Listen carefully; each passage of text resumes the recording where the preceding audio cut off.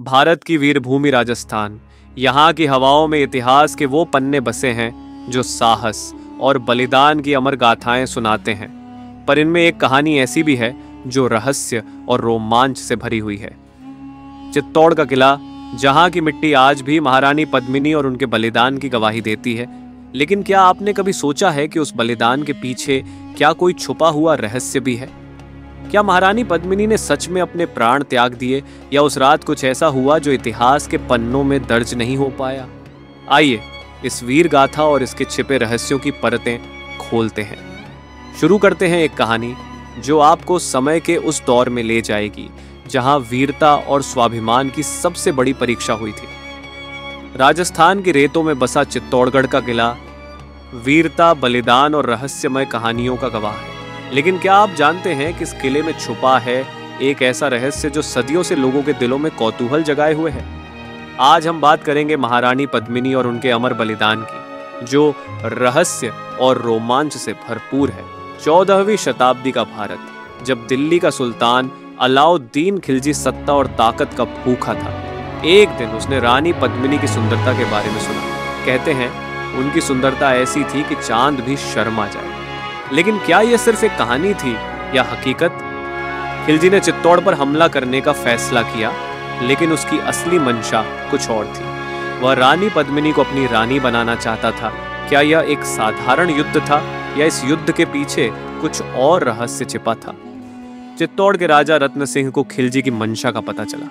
वे असमंजस में थे कि कैसे इस स्थिति से निपटा जाए। तभी महारानी पद्मिनी ने एक साहसिक निर्णय लिया। रानी पद्मिनी का प्रतिबिंब खिलजी को दिखाया गया, लेकिन यह उनकी सबसे बड़ी गलती थी। कहते हैं खिलजी उस प्रतिबिंब को देखकर इतना मोहित हो गया कि उसने राजा रत्न सिंह को कैद कर लिया। रानी पद्मिनी ने अपनी चतुराई से खिलजी की कैद से राजा रत्न सिंह को छुड़वाया, लेकिन यह लड़ाई इतनी आसान नहीं थी। खिलजी ने अपनी विशाल सेना के साथ किले को घेर लिया। चित्तौड़ के योद्धाओं ने वीरता से लड़ने की ठानी, लेकिन जब हार निश्चित दिखने लगी, तब रानी ने एक ऐसा फैसला लिया जिसने इतिहास बदल दिया। रानी पद्मिनी ने जौहर का नेतृत्व किया, लेकिन सवाल यह उठता है, क्या यह सिर्फ एक बलिदान था, या इसके पीछे कुछ और था? कुछ इतिहासकार कहते हैं कि जौहर के दौरान रानी ने किले में एक गुप्त सुरंग से भागने का प्रयास किया। यह सुरंग आज भी रहस्य बनी हुई है।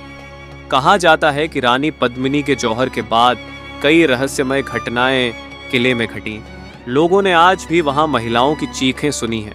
कुछ कहते हैं कि वह जौहर कुंड आज भी उस बलिदान की याद दिलाता है। क्या यह आत्माओं की पुकार है या सिर्फ कहानियां? इतिहासकारों ने इस गुप्त सुरंग की खोज करने की कोशिश की, लेकिन कोई ठोस सबूत नहीं मिला।